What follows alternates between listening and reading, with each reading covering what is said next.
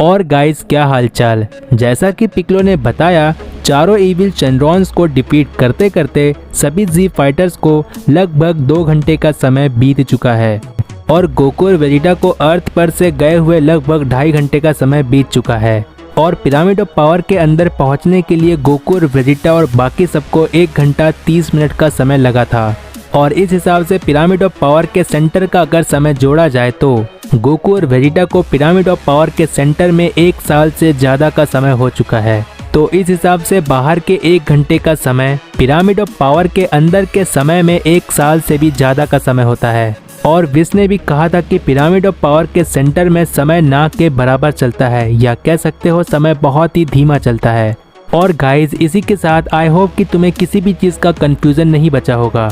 अब हम आगे चलते हैं और इससे पहले कि 5वां इविल शेनरॉन सभी जी फाइटर्स के सामने आता, उससे पहले कि सभी जी फाइटर्स कैप्सूल कॉर्पोरेशन की तरफ निकल जाते हैं। और जैसे ही सभी जी फाइटर्स कैप्सूल कॉर्पोरेशन की तरफ निकल जाते हैं, वैसे ही हमें टम्बोरिन इविल शेनरॉन का सीन दिखाया जाता है। और ये टम्बोरिन शेनरॉन वहीं पर आकर खड़े हो जाता है जहां पर ओशना शेनरॉन डिफीट हुई थी। और फिर ये टम्बोरिन शेनरॉन वहां पर खड़े रहकर कहता है, क्या अजीब बात है, ओशना शेनरॉन यहीं पर मारी गई थी लेकिन उसका कोई अता पता नहीं है, और जिसने ओशना शेनरॉन को मारा वो भी यहाँ नहीं है। और जबकि यहाँ पर कोई नहीं है तो मुझे ड्रैगन बॉल्स कैसे मिलेंगे। और इतना कहने के बाद टम्बोरिन शेनरॉन आगे कहता है, मुझे उन सभी को ढूंढना ही होगा, नहीं तो मेरी जगह कोई और शेनरॉन उन ड्रैगन बॉल्स का इस्तेमाल करके और ज़्यादा ताकतवर हो जाएगा। और इतना कहने के बाद टम्बोरिन शेनरॉन वहां से निकल जाता है और उन सभी को ढूंढता है जिन्होंने उन चारों इविल शेनरॉन्स को डिफीट किया था। और टम्बोरिन के बाद हमें कैप्सूल कॉर्पोरेशन का सीन दिखाया जाता है जहां पर सभी जी फाइटर्स कैप्सूल कॉर्पोरेशन पर पहुंच जाते हैं। और पिक्लो कैप्सूल कॉर्पोरेशन में आते ही बुल्मा से कहता है, बुल्मा, गोकू और वेजिटा से तुम्हारी बात हो पाई? आखिर गोकू और वेजिटा कब तक आ रहे हैं?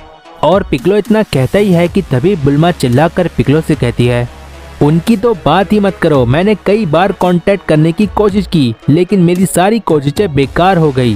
पता नहीं ये लोग अपने आप को क्या समझते हैं, और ऊपर से पिछली बार की तरह इस बार गोहान भी हमारे साथ नहीं है। और बुल्मा के इतना कहने के बाद पिक्लो वहाँ पर सभी से कहता है, ठीक है, मैं समझ चुका हूँ, हालात को देखते हुए हमारे पास अब कोई भी चांस नहीं है। मेरा मतलब ये है कि अगर वो आखिरी शेनरॉन भी हमारे सामने आ गया तो इसमें कोई शक नहीं कि हम में से कोई भी नहीं बचेगा। और मैं इतने यकीन के साथ इसीलिए कह रहा हूँ क्योंकि ओल्ड काई ने मुझे ये सारी बातें बताई थी। और इतना कहने के बाद पिक्लो वहाँ पर सभी से आगे कहता है, हमारे पास ज़्यादा समय नहीं है, सभी लोग अपनी बॉडी को जितना हो सके रेस्ट दो, क्योंकि क्या पता अगर हम इस बार लड़ने के लिए गए तो हमें शायद दोबारा आराम करने का मौका भी ना मिले।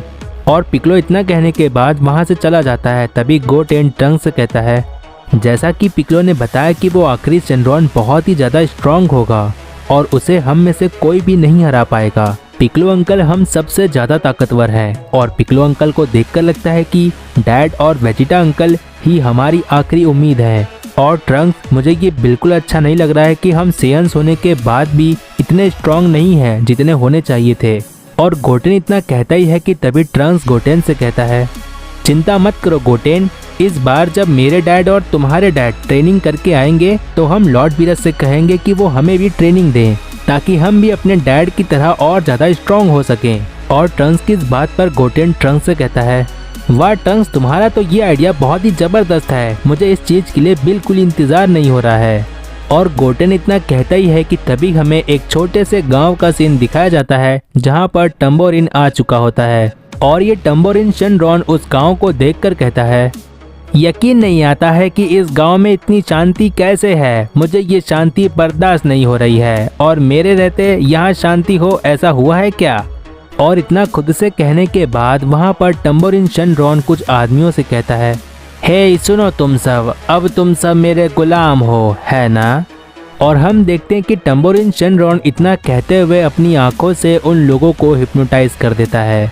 और टम्बोरिन शेनरॉन के इतना करने के बाद वो आदमी गांव में वापस चले जाते हैं और कुछ ही समय बाद हमें पता चलता है कि वहाँ सभी एक दूसरे से लड़ने लगते हैं।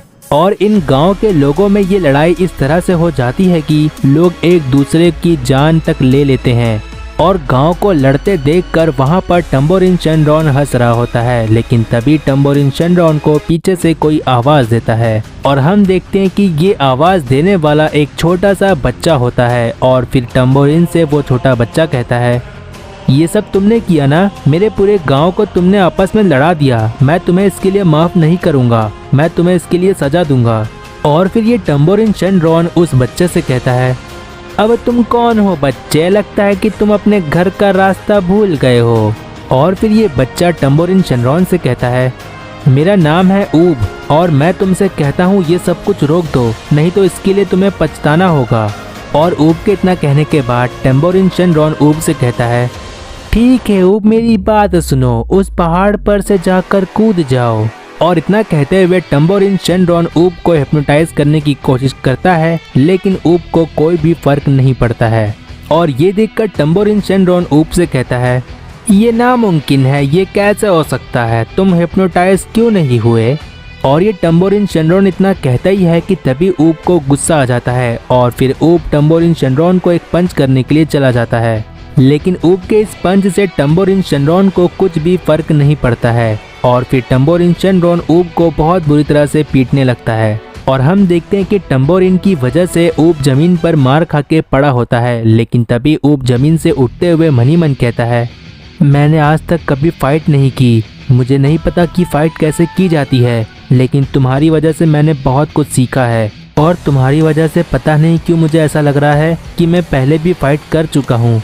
और इससे पहले टम्बोरिन शेनरॉन ऊब की कोई बात समझ पाता, लेकिन उससे पहले ही ऊब टम्बोरिन शेनरॉन को एक बहुत ही तेज पंच कर देता है।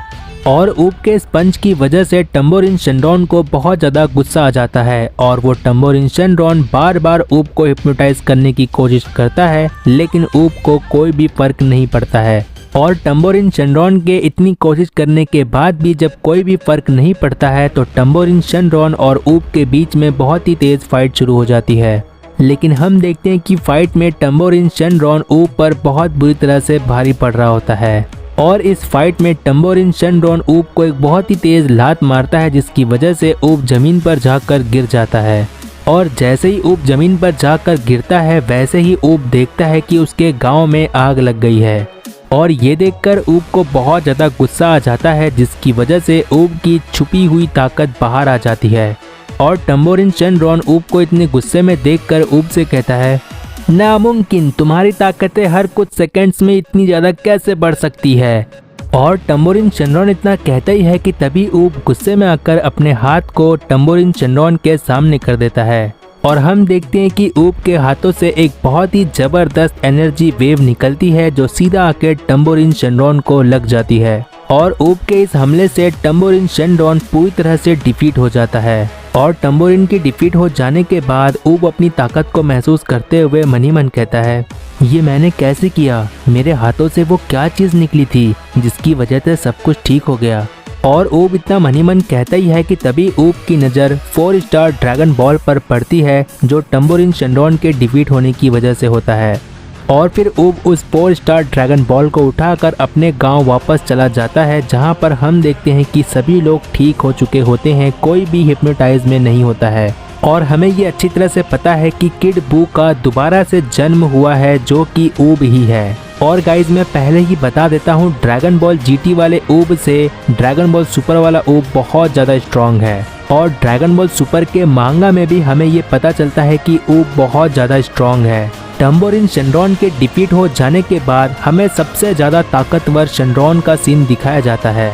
और ये स्ट्रॉन्गेस्ट इविल शेनरॉन टम्बोरिन शेनरॉन की एनर्जी को महसूस करते हुए रेड शेनरॉन से कहता है, टम्बोरिन शेनरॉन किसी वजह से मारा गया है, जाओ रेड शेनरॉन, अब तुम्हारी बारी है। उन लोगों की एनर्जी को अब्सॉर्ब कर लो ताकि वो सारी एनर्जी मेरे काम आ सके। और अगर तुम मर भी गए रेड शेनरॉन तो कोई बात नहीं, क्योंकि बहुत जल्द तुम सभी इविल शेनरॉन्स की मुलाकात मुझसे होगी, लेकिन ड्रैगन बॉल के रूप में। और फिर स्ट्रॉन्गेस्ट इविल शेनरॉन की इस बात को सुनकर रेड शेनरॉन कहता है, जी मेरे आका, जैसा आप चाहें। और वैसे भी सभी ड्रैगन बॉल्स पर आप ही का हक है, क्योंकि आप सबसे ज़्यादा ताकतवर शेनरॉन हैं। और इतना कहने के बाद 5 स्टार ड्रैगन बॉल से बना हुआ ये रेड चेनरॉन शहर की तरफ निकल जाता है। तो गाइज आने वाले कुछ नए पार्ट्स में हमें बहुत कुछ नया देखने को मिलेगा। बहुत ही जल्द पिरामिड ऑफ पावर में सभी सेयंस रूल नंबर 3 को भी कंप्लीट कर लेंगे और बहुत ही जल्द पिरामिड ऑफ पावर में हमें गोकू का एक नया अल्ट्रा इंस्टिंक्ट दिखाया जाएगा जो कि ट्रू अल्ट्रा इंस्टिंक्ट से भी ज़्यादा पावरफुल है। और गाइज मुझे इंस्टाग्राम पर फॉलो करो, क्या पता मैं इंस्टाग्राम पर ही सबसे पहले फेस रिवील कर दूं। सिर्फ 10,000 फॉलोअर्स करा दो बस। तो गाइज अगर प्रीवियस पार्ट नहीं देखे हो तो चैनल पर जाकर देख लो। जितना हो सके इस वीडियो को अपने फ्रेंड्स में शेयर कर दो और नेक्स्ट पार्ट के लिए कमेंट कर दो, जिससे मुझे पता चलता है कि तुम्हें ये सीरीज पसंद आ रही है। I hope you like this video, make sure to. और तब तक के लिए